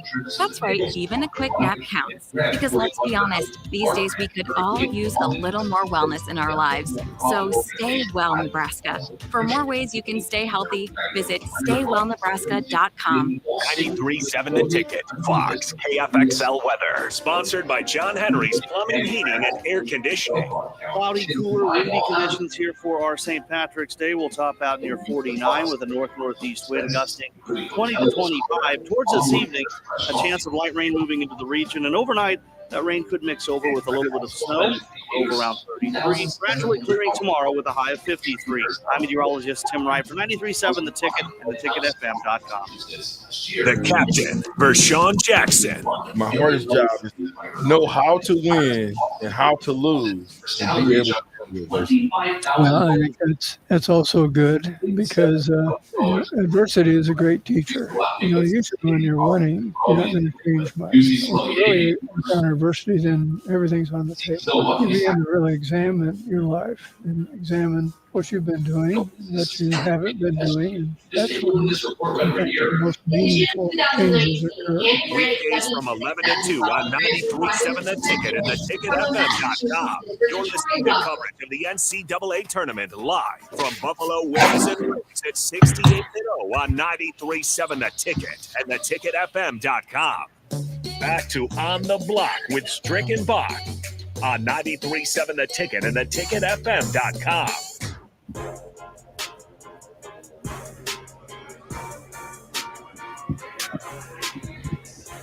We are live here from Buffalo Wings and Rings at 68th and O. It is March Mayhem with 93.7 The Ticket. Quick update, our final update, I should say, on some of the scores going on right now. A lot of the games going final. Gonzaga has beat Georgia State here 93-72. North Carolina beats Marquette 95-63. Baylor over Norfolk State 85-49. Tennessee beat Longwood 88-56. Providence with a 66-57 victory over South Dakota State. Big upset of the day goes to Richmond, who beat Iowa 67-63. Memphis beat Boise State 64-53 in the 8-9 game, and Michigan with a 75-63 victory to open up play today. Once again, a few games set to tip off here in about 12 minutes. Teddy Allen, former Husker, gets his shot at UConn. He gets his shot at Tournament Magic as the 12th seed New Mexico State plays the 5 seed UConn. At 6:10, Kentucky will tip off with St. Peter's. 6:20, Indiana and the Big Ten are back in action against St. Mary's. And at 6:27, heated rival of Nebraska, Creighton, gets their opportunity at another win in the tournament against San Diego State. So those are some of the games coming up. The nightcap includes Arkansas, and who is Arkansas playing there? Vermont looks like, and then you have Murray State in San Francisco, the Dons, also UCLA in Akron, and Kansas and Texas Southern. And then, of course, there's plenty of good games to pay attention to tomorrow. Strick, I haven't told you this yet, but tomorrow I'm going to be leaving an hour early. Jake Sorensen is going to jump in with you here on the block. Yeah, Sorensen, it's you. I should probably tell Sorensen that too. He says, expect plenty of Iowa bashing the whole show. I'm actually, even though Iowa lost today, I'm going to go see a band from Iowa, actually, Slipknot. Are you a big Slipknot fan? I am aware of Slipknot, and a lot of people actually like them. I haven't had a chance to really go to any of their concerts or anything, but there's been a lot of people. Yeah. Some of my friends actually went to one in California, so yeah, I'm aware of it. Yeah, I'm going to go check them out tomorrow. They wear masks and bang drums and stuff, so it's going to be a lot of fun. I mean, I haven't listened to them too much since my I guess my maybe like 14, 15-year-old when I bought a CD from them. But I'm going to go and embrace my childhood and go watch Slipknot. I'm a big fan of Halloween, so their masks will help play into that. So that'll be fun. But we'll be out here all day, 11 to 6. I'll be out again until 5 tomorrow for Buffalo Wings and Rings at 68th and 0. You're going to want to get here tomorrow. Again, we're giving away prizes at the top of every hour from 12 to 5. Tomorrow, no purchase necessary. Anyone who stops by will get a raffle ticket whenever they sit down. So call in Hookie. You know, call into work. Tell them you're not going to make it because you got to get to Buffalo Wings and Rings and enjoy the great food and beer and the basketball that is here today. We got to get to some NBA action here as it is time for Hitting the Hardwood, our daily topic, our daily segment here for the NBA. I have a few different things to get to, but I did want to highlight a game last night where it was an excellent battle between the Mavericks and the Nets, and the Mavericks win it again. Spencer Dinwiddie hits a buzzer beater for the second consecutive game, giving Dallas another win. He's been an excellent addition to the Mavericks, and the Nets just continue to lose. So I continue to think they might be in the 7-8 seed. They might even be in a play-in game by the time that tournament rolls around. They've had a problem getting everybody healthy. Another team that's had a problem getting everybody healthy at the same time is Golden State. It happened again last night. Curry gets his ankle rolled up by Marcus Smart, who was diving for the ball just the other day. It was the first time in 1,000+ days that they had the big three, and Draymond, Curry, and Klay Thompson all out there at once. Did you see the play? There's a big question and debate out there whether it's a dirty play for Marcus Smart diving the ball. For what it's worth, there was no whistle. He got the ball, got it to his teammate. I'm a Celtics fan, so I might be partial in this one. But to me, it didn't look too dirty. Steve Kerr was not all too happy with Marcus Smart, though, as they were kind of arguing back and forth there during the timeout break. Did you see anything dirty from Smarty? Certainly the rest of the play, he actually went down and had a flagrant one because he kicked Klay Thompson in the chest going up for a layup. That was dirty. Yeah. But to me, the dive to get the ball and rolling up Curry's ankles, who's had a lot of ankle problems in his history in the past, was not a dirty play. It was just hustle. That's the way I viewed it. I didn't see it in no way, shape, or form that he dove in a straight line angle towards the basketball as any player, to include myself, would have done. I would have dove for that ball in the same manner. It just so happened that he dove and Steph Curry tried to run to the ball. So therefore his angle. So if you look, if Marcus Smart's diving straight angle to the ball and you have Steph Curry taking an angle, which then when they reach the same point, it just happened to be there. That's just a happenstance type of play. That's not in any way a dirty play. The way that I saw it. No. And Marcus Smart is an ultimate hustle guy. Hustle guy. He does all the little things, and that's. Now, if that was Grayson Allen, I might have. Yeah, you might change your mind a little bit there. I might have said, if that was Zaza Pachulia, maybe. Yeah, if that was a Bruce Bowen. What do you think, by the way, about Marcus Smart's chances of winning Defensive Player of the Year? The Celtics are the best defensive team in the league. He, along with Robert Williams, who's their rim protector, kind of leading the way there. But for what it's worth, it's always a big guy winning Defensive Player of the Year. The last guard to win was Gary Payton way back in the day. Do you think there should be a perimeter defender in the discussion for Defensive Player of the Year? I think the criteria should definitely leave room for it to be. I think Gary Payton, Michael Jordan are some of the only ones. It's mostly a big guys, forwards or something of that nature normally are the ones, because your criteria goes towards shot blocking and interior types of defenses. But then exterior defenses as well are qualities that steals and different things, getting extra possessions. Those are all different means in the criteria that I don't know that have or carry much weight. I think they have to figure out a way to rate those criteria a little bit different. And the last NBA story I wanted to get to, the Lakers are now 29-40 after losing their game last night to Minnesota. Doodoo Brown. Yeah, that's not good for what it's worth. As far as the play-in game for the Lakers go, I think they're 2.5 games on San Antonio from not even making the play-in games. They're going to need to do some work to even get to the play-in game for the Lakers. And things continue to get worse for Russell Westbrook as he airballed a three. Airballed the three last night. Karl Anthony Towns was making jokes about it, looking like putting his hand over his eye. Where'd that one go? Who opened the door? Did somebody open the door? Is there a draft? Patrick Beverley's throwing the ball on his head, looking around. Westbrook has shot 9% since All-Star break. This is a couple days ago. It might have fallen even since then, maybe a little bit better, but somewhere around 9% since All-Star break from beyond the arc. And then last night when he was questioned about the Minnesota Timberwolves and their players' reactions to his air ball and the disrespect, he said he doesn't worry about them because they haven't accomplished enough in their career. So he's fallen back on his career and his triple-doubles and his MVP. It keeps getting sadder and sadder for Russell Westbrook in Los Angeles. Nah, my guy. That's no bueno. That's no bueno, and it's not going to get any better. I think Russell Westbrook.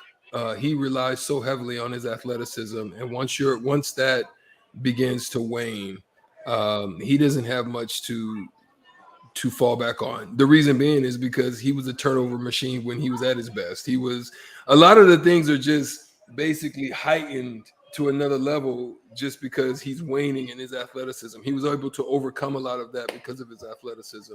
So a lot of those rolls to the basket, a lot of the elevation is not there as much.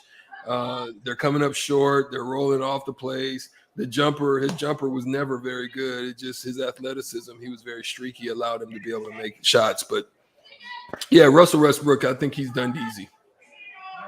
Yeah, it's not looking good out there for LA. We're wrapping up things here at Buffalo Wings and Rings at 68-0. Again, our broadcast may be done, but you're more than welcome to come out and join us. We'll be back tomorrow, 11 to 6. That'll do it for On the Block. We'll talk to you guys tomorrow.